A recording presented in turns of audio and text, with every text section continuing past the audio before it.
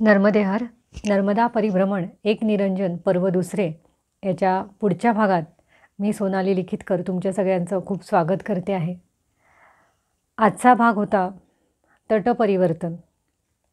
जरी ते समुद्रातून झालेलं नसलं, पुलावरून झालं असलं, तरी शेवटी मी दक्षिण तटावरून पुन्हा उत्तर तटावर आले होते. आणि उत्तर तटावर आल्यानंतर तटपरिवर्तन पूजा करायची असं माझ्या मनाने घेतलं. नीलकंठेश्वराच्या मंदिरामध्ये मी पोचले आणि मंदिरात भरपूर गर्दी होती, पण प्रत्येकजण आपापल्या व्यवधानामध्ये बिझी होते सगळेजण. आणि त्यामुळे मी म्हटलं की आपल्याला तटपरिवर्तन करायचं आहे तर कुठून कसं करावं हा सगळ्या गोष्टींचा विचार करायला हवा. तर मंदिराच्या मागच्या साईडला जवळजवळ 50 पायऱ्या खाली उतरून गेल्यानंतर मग मैयाचं पात्र होतं. तर तिथे आपण जाऊन पूजा करूया असा विचार केला. परंतु सामान माझं जे होतं तर त्याच्याकडे लक्ष ठेवायला कोणीतरी हवं होतं, कारण की सारखं खाली उतरून वर जायचं हे शक्य होत नव्हतं, म्हणजे पायाचं वगैरे सगळं दुखणं असल्यामुळे. तर मी मनामध्ये विचार केला की आपण ह्या पूजेसाठी जाणार आहोत, तर तोपर्यंत कोणी जर सामानाकडे लक्ष ठेवायला जर मिळालं तर बरं होईल. आणि असा विचार करते आहे तोपर्यंत 2 माणसं समोरून येताना दिसली. अतिशय पांढरा शुभ्र असा वेश त्यांनी घातला होता, म्हणजे झब्बा पायजमा. आणि ते दोघं जण असे माझ्या जवळपासच एक 10 फुटावर येऊन साधारण ते उभे राहिले. आता ते येऊन उभे राहिले आणि तिथे एखादा मिनिट तसेच ते थांबले. तेव्हा मी त्यांना म्हटलं की मैं नीचे ये पूजा करने जाने वाली हूँ, एक तो आप मेरे सामान का ध्यान रखोगे क्या? मैं थोड़ा 8-10 मिनट में आती हूँ.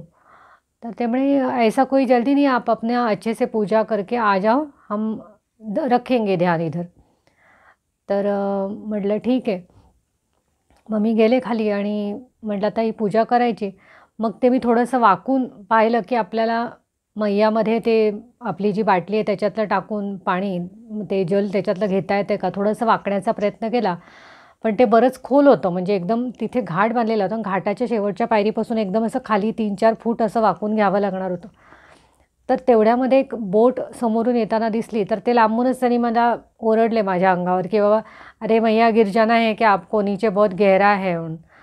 मग ती बोट जवळ आली तशी मग मी थोडीशी बाजूला थांबले. मग तो त्यातला नावाडी बाहेर आला आणि तो म्हणला की अहो इथे खूप खोल पात्र आहे, तर तुम्ही इथं असं पाणी कशासाठी बुडवून घेताय? तर मी म्हटलं मी इथं तटपरिवर्तनची पूजा करत आहे.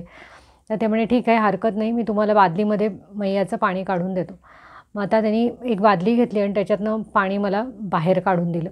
मग मी ते पाणी घेऊन मैयाचं तिथे थोडंसं तीर्थ वगैरे घेतलं, डोळ्याला लावलं. पाणी थोडंसं खारं होतं.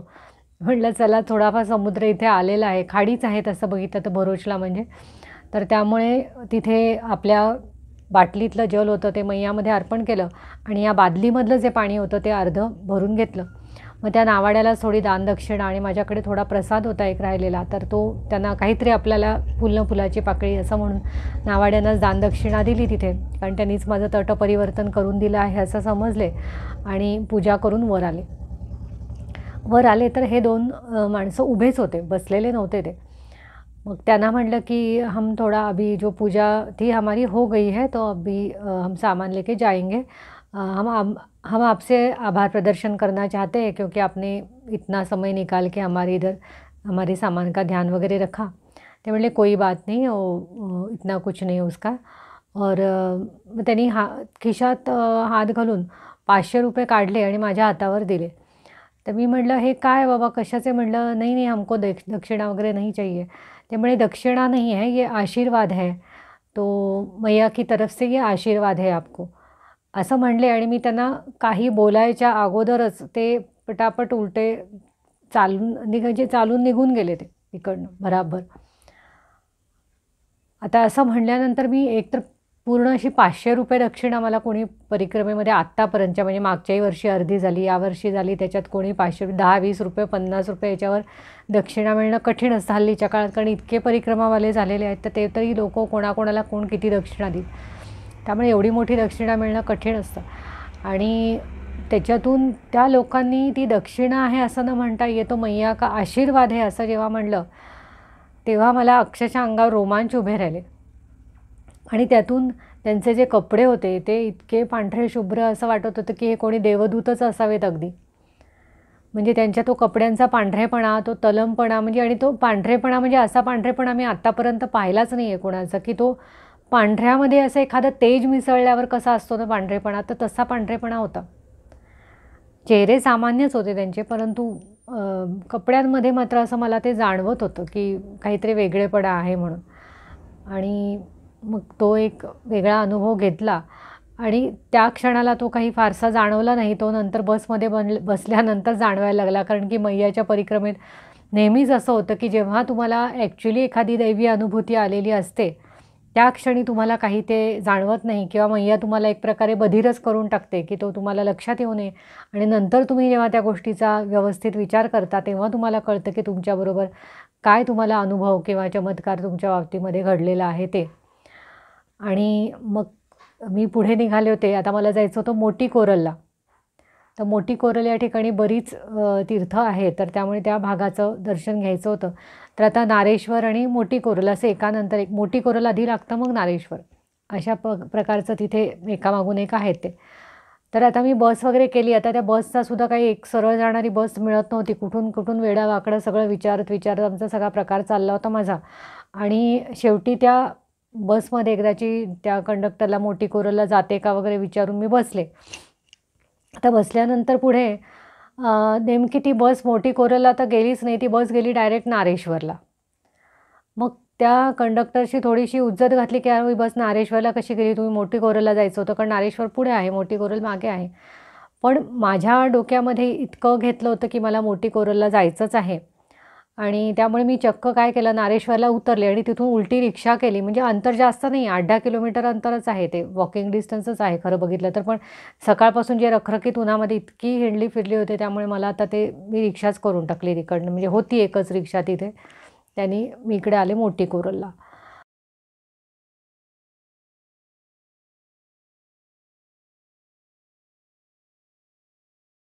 मोठी कोरलला मी जेव्हा आले तेव्हा दुपारचे जवळ-जवळ 2 वाजले होते. आता 2 वाजता मी गेले आणि आश्रमामध्ये म्हटलं, की मला इकडे राहायचं आहे. तर ते म्हणे, "ठीक आहे, तुम्ही जेवण केलं आहे का?" तर म्हटलं, "नाही केलं." "नाही," म्हणे, "पहिले मग भोजन प्रसादी घ्या." आता म्हटलं, "बरं ठीक आहे." कारण थोडी भूक लागली होती आणि भोजन प्रसादी तर तयार होती. म्हणजे सगळं जेवण आत त्यांनी झाकून ठेवलेलं होतं. ज्यांना हवं त्यांनी जाऊन घ्या म्हणून. मग तिथे मी वाढून घेतलं आणि ती 2-3 लहान मुलं होती. ते सांगायला आले, की "वो मैया जी आप ये ले लो, वो ले लो." म्हणजे कोणी राहू नये एखादा पदार्थ घ्यायचा म्हणून. आणि तर ते रोटी सब्जी होती, भात आणि डाळ होती आणि ते सगळं घेतलं. तेवढ्यात ती छोटी मुलगी सांगायला आली, की "ओ मैया जी आपने वो कढाई प्रसाद नहीं लिया क्या?" अ, तो म्हटलं, "कसला?" तर मग तिने दाखवलं आणि बघितलं तर मी त्याच्यामध्ये मैयाचा गव्हाचा शिरा होता. गव्हाचा जाड रवा असतो त्याचा.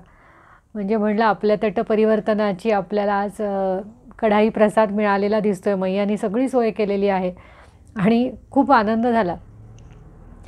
म्हणजे ते जे काही तो आनंद आहे ना, तो परिक्रमावासीलाच कळतो, की आपल्याला जेव्हा एखादी गोष्ट झाली आणि असा जेव्हा त्याचा कढाई प्रसादचा शिरा मिळतो, तर खूप मनामध्ये आनंद होतो.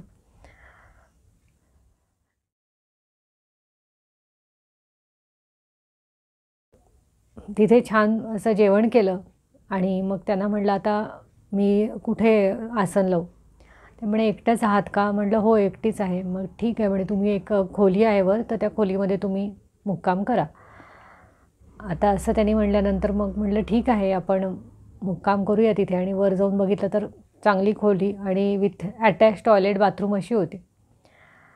मैयाला म्हटलं, "मैया अशी खोली दिली आहे, चांगलं आहे, फक्त त्याच्यानंतरचं काही अजून मोठं दिव्य नसावं बाई त्याच्यामागे." कारण की आता मागे अटॅच टॉयलेट बाथरूम असताना काय झालं हे आपल्याला माहिती होतं.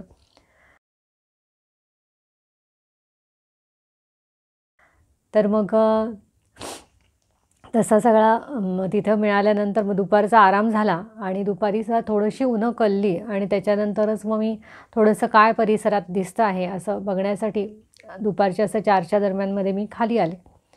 तर एका ठिकाणी थोडं ऊन सावली वगैरे असं होतं, तर एका बेंचवर मग मी तिथे बसले आणि एक 5-10 मिनिटामध्येच त्याच्या शेजारच्याच एका बेंचवर एक माणूस आणि अजून एक एक बाई आणि अजून 2 माणसं असे 3-4 लोकं आले. तर त्या बेंचवर माझ्या शेजारी जो बेंच होता, तर त्या बेंचवर तो माणूस बसला आणि त्याच्यासमोर 2-3 खुर्च्यांवर हे तिघंजणं लोकं बसले. म्हणजे ती बाई आणि 1-2 माणसं असे. आणि त्यांचं काहीतरी बोलणं एकमेकांशी चालू झालं. आता थोडं तिथं असं ऊन सावली होतं, तर ते जरा गरम होत होतं त्यावेळेला. पण त्यांचं बोलणं कानावर पडत होतं. आता कोणाचं बोलणं आपण काही मुद्दामून ऐकत नाही, पण कान माणूस बंद करू शकत नाही, त्यामुळे ऐकूच येतं. पण मग मी ऐकायला लागले, तर ते पूर्णतः असं एखादं ज्ञान, आध्यात्मिक ज्ञान असलेली ती व्यक्ती बोलत होती, जी बेंचवर बसली होती ती. आणि बरंच काय त्यांना सांगत होती. म्हणजे जवळ-जवळ 1-1.5 तास त्यांचं बोलणं चाललं होतं आणि मी सुरुवातीला तर पहिले लक्षात येत नव्हते. नंतर जेव्हा मला कळलं ह्यांचं हे आध्यात्मिक सगळ्या गोष्टी चालू आहेत, तेव्हा तर मला इतका आनंद झाला. कारण की ज्ञान कुठेही मिळो, माणसाने अगदी झोळी पसरून ते घ्यावं.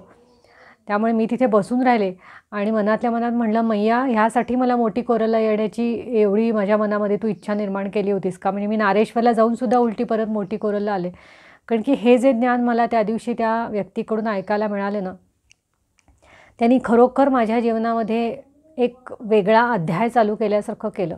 म्हणजे आध्यात्मिकतेच्या वेगळ्या गोष्टी माझ्यासमोर उलगडून ठेवल्या, की आता मी त्या काही इथे सांगू शकत नाही, कारण की त्या प्रत्येकाला समजण्यासारख्या सुद्धा नाही आहेत. आणि जेव्हा एखादा माणूस खूप ध्यान वगैरे करतो, तर त्या ध्यान मार्गामध्ये गेल्यानंतर या थोड्या-थोड्या पुढे गोष्टी माणसाच्या लक्षात येतात, अनुभवायला येतात.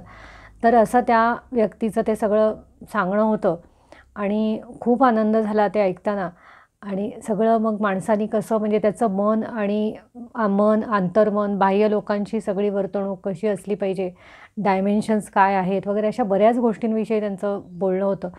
आणि नंतर-नंतर तर असं झालं मला, की मी एवढं जर सगळं ऐकलं, तर ते कदाचित माझ्या लक्षात सुद्धा राहणार नाही नंतर. त्यामुळे मी काही वेळानंतर ते थोडं-थोडं लिहून पण घेतलं. सगळं लिहिता नाही आलं, पण काही गोष्टी लिहून घेतल्या आणि त्याचा उपयोग मला पण पुढच्या ह्याच्यामध्ये होईल, माझ्या साधनेमध्ये. तर अशा प्रकारे मग ते सगळं ज्ञानार्जन झालं आणि मग संध्याकाळी साधारणतः 6-6:30च्या दरम्यानमध्ये मग आरती जेव्हा चालू झाली, तेव्हा मग माझ्या लक्षात आलं, की अरे मैयाची आरती पण अजून करायची राहिली आहे. मग त्यामुळे खोलीमध्ये जाऊन मैयाची आरती वगैरे पण सगळी झाली. कारण तिथून मैया काही जवळ नाही. मैया जवळ लांब आहे, तिथून 3-4 किलोमीटर लांब असं अंतर आहे तिथून. आणि मग सगळं असं कंपाऊंड वगैरे घातलेलं आहे, त्यामुळे तिकडे मैयाकडे जाण्याचा काही प्रश्नच नव्हता.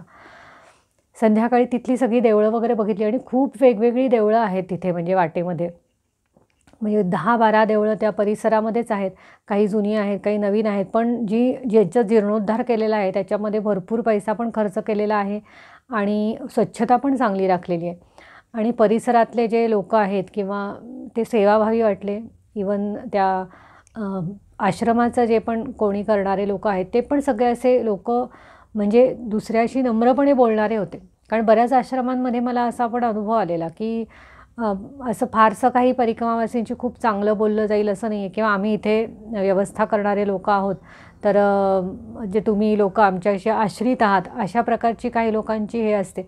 पण तसं नाही आहे. यांचं वागणूक सगळ्यांची म्हणजे अशी प्रेमळ होती.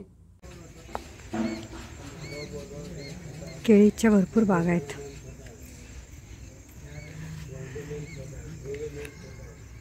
इकडे पण आहेत.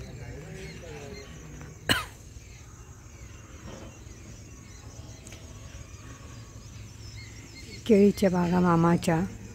आता इकडे हिरव्या घडांनी वाकायच्या, हिरवे घड दिसतात.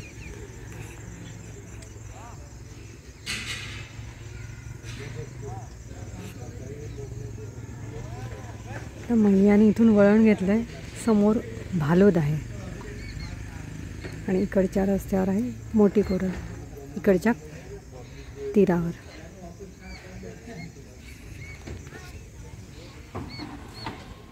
हा मोठी कोरलचा परिसर आहे. बरीच मंदिरं आहेत इथे. आता एक एक एक एक बघू कोणते कोणते मंदिरं आहेत. ही राहण्याची व्यवस्था असलेल्या खोल्या किंवा धर्मशाळा आहे असं म्हणता येईल आपण त्याला. पंचकुबेरेश्वर महादेव असं छान मोठं मंदिर आहे. आणि इथे असं कापूर आणि अजून कुठला तरी एक वेगळ्या प्रकारचा सुंदर सुगंध येतो. जटाटवी गलज्जलप्रवाह पावितस्थले गलेर्विताम्बुजङ्गतुङ्गमालिका.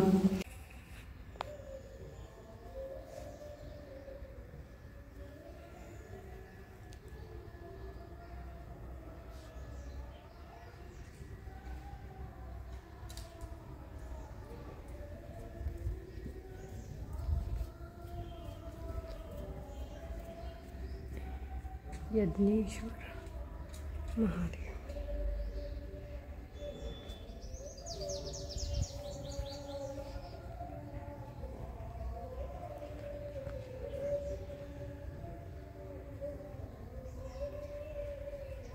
राधा हरिराज रणछोड़दास प्रभु।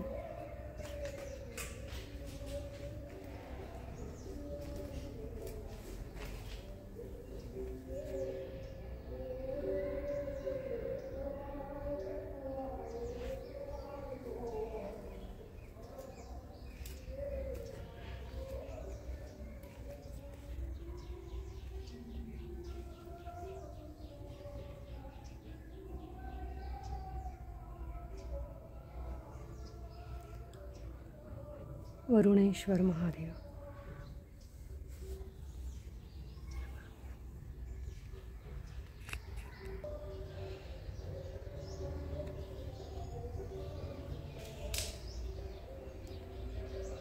काशी विश्वनाथ महादेव। सूरपाणेश्वर महादेव।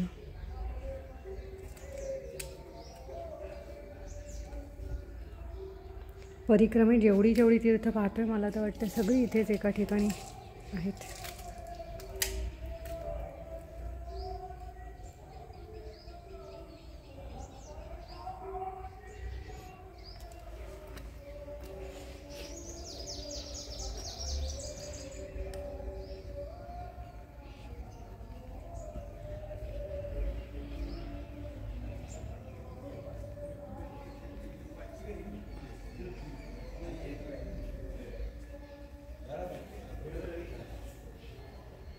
हमारे के वो બધું ચેતે સબે મીમી થઈ જાય કે ભાઈ મોટી તાકાત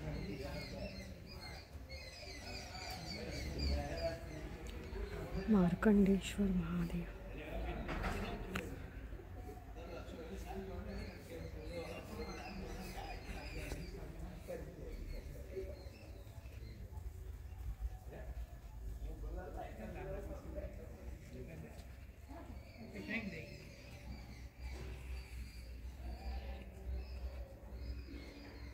भरपूर मोठी भेंडी आहे आणि सर्पराजांचं शेपूट तर असं आहे की खऱ्यासारखे वाटतात खूप। मग रात्रीचं पण जेवण मोठी कोरलमध्येच झालं आणि त्या रूममध्ये रात्री मला एकटीला झोपायचं होतं, पण आता मला सवय झाली होती आणि मी रोज झोपताना मैयाला अशीच प्रार्थना करायचे की मैया आता मी झोपते आहे आणि माझ्यावर काही जरी लक्ष ठेवायचं असेल, काही प्रॉब्लेम आला, संकट आलं किंवा असुरक्षितता काही जरी झाली तरी तूच माझं रक्षण करणारी आहेस, कारण मी तर हतबल आहे, मी काहीच करू शकत नाही, असं म्हणून मी झोपी जायचे। आणि त्याच प्रकारे तिथेही झोपी गेले आणि पुढचा दिवस असणार होता नारेश्वरला जायचा। नारेश्वरला रंगावधूत महाराजांचं स्थान आहे आणि त्याच्याविषयी पण खूप चांगल्या चांगल्या गोष्टी सांगितल्या जातात, त्या पुढच्या भागामध्ये मी नक्की सांगेल। आणि हा भाग संपवण्या अगोदर मला फक्त एवढंच विचारायचं सगळ्यांना की बरेच लोक हे बरेच ठिकाणाहून व्हिडिओ पाहत असतात आणि त्यांचं म्हणजे कोणत्या कोणत्या ठिकाणी ते राहतात हे जाणून घ्यायला मला खूप आवडेल। तर ह्या व्हिडिओच्या कमेंटमध्ये तुम्ही नक्की सांगा की तुम्ही कोणत्या गावाहून हा व्हिडिओ पाहता आहात। नर्मदे हर।